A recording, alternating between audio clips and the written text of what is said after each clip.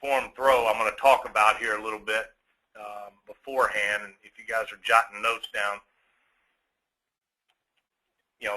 form throw, and I'm going to go through all of it here in terms of ball position, head position, weight transfer, our release, and our footwork.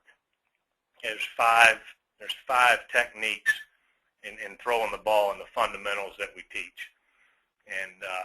And this is how we warm up. Every single day we get 10 yards apart after we do those ball drills, and we loosen up just like this.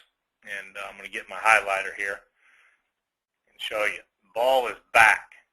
Okay, that's the first thing.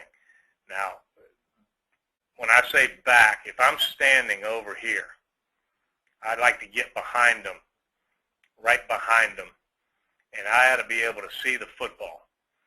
If I can't see it, then that means it's under their chin. And this week we probably had 100 quarterbacks over a week at least that were in here, and I'd say 75 to 80% of them, the first time they threw the ball, they had the ball up under their chin, and I was standing back here and I couldn't see the ball. And that's not surprising. It happens all the time. But you can see Connor here, the ball is back. If I was standing right here, I can see the ball back here as an extension of his right ear. That's kind of what we say. Some guys may carry it a little higher, a hair lower, but somewhere right around in there is where we want that ball. Okay, that's the ball position. Head position. We want them cocked in here. Their weight is back. Okay, the weight is back on their right foot.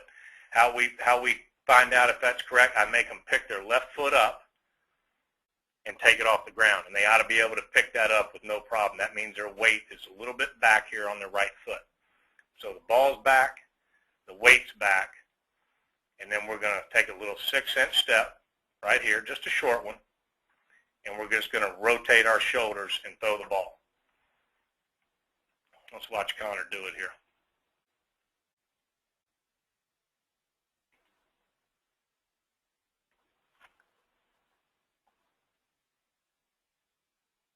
Pretty good.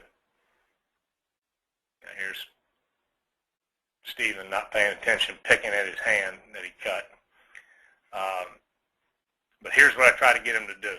And this is a prime example of when I've listened to people teach, and I got taught when I was a young guy. First guy that ever really tried to teach me anything, just simple stuff. They said, point your shoulder at your target.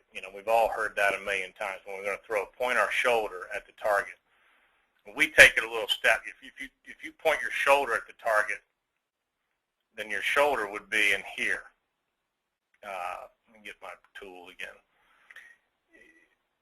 You see the back of the shoulder, the back of my shoulder is pointed at my target. Okay, I'm trying to throw the ball to Steven here. I've got the back. That means I'm coiled up and the ball's back. If the front of my shoulder, if I'm just pointed at the shoulder, then my shoulders would be dead even facing my target, and then that ball would be under my chin. So I hope that makes sense to you, what I'm saying. So when that's the way if your shoulders are parallel, to my target here, we say just twist a little bit more and get the back of your shoulder. And they should actually feel a little stretch in the back muscle behind their shoulder when they first do it, because they're not used to it. And it'll feel a little uncomfortable, but that's okay. We want a little stretch, and then we just coil, and then we uncoil as we throw and rotate the shoulders. You see, as I rotate, all I do is rotate my shoulders.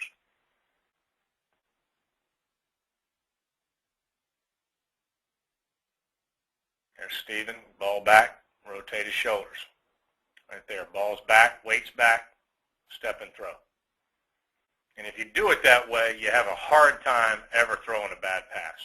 And it's very catchable, and it's what it teaches also is we're throwing with the lower part of our body. And too many guys throw with their arms.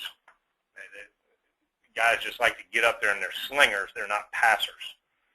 And that's what I'm looking for in guys. You can see the highlight here. Now let's talk about arm and release point.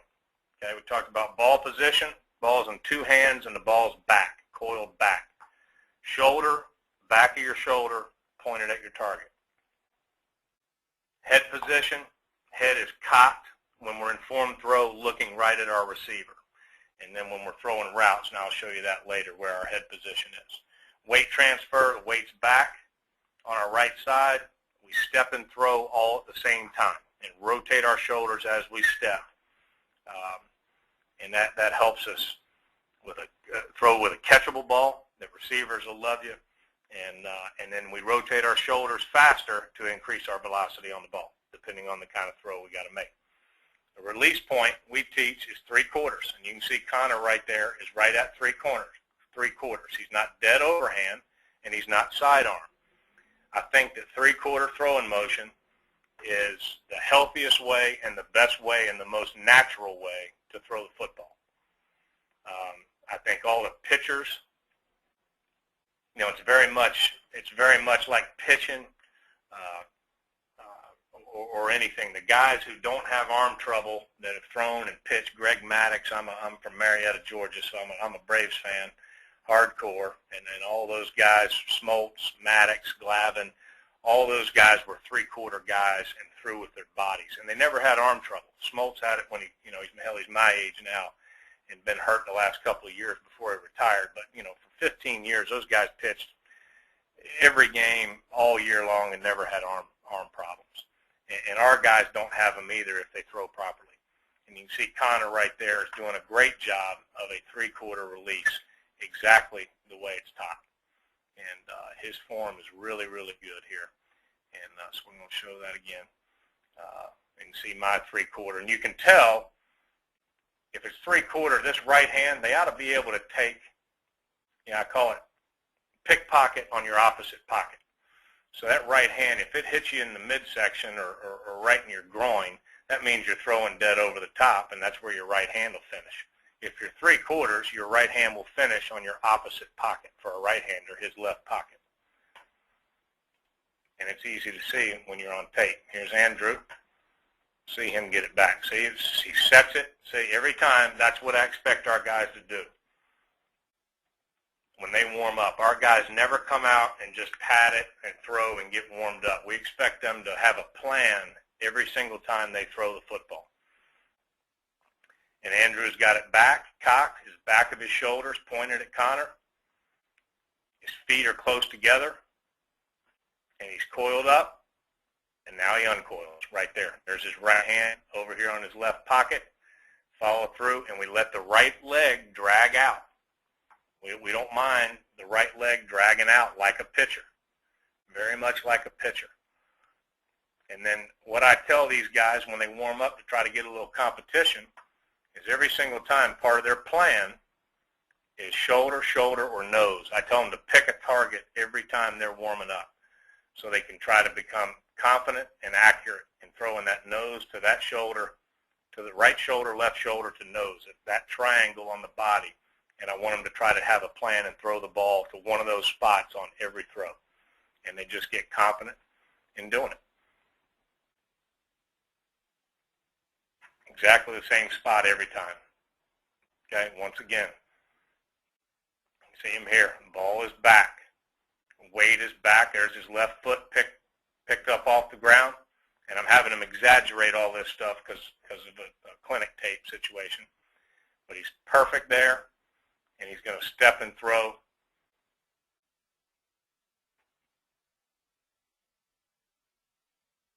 Right in the nose.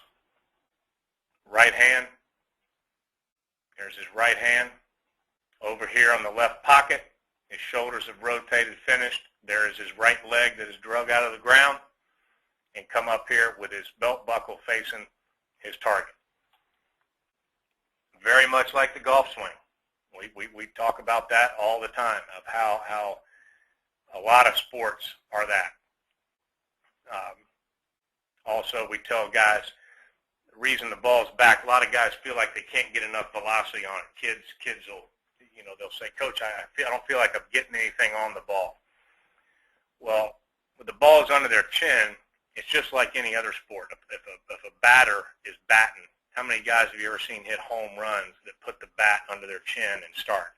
Because the first place they have to go with the bat is backwards first before they come forward. And these guys throw 90-mile-an-hour fastballs. They can't do it. They can't get the bat speed. So that most great hitters have the bat back. Boxers don't throw knockout punches from underneath their chin. They cock it back and they uncoil that punch, and that's how they knock people out. No different throwing the football. You got to get it cocked back, just like that, and step and throw, and that's where your power comes from, with your lower body and the ball's back and no wasted motion. Excellent.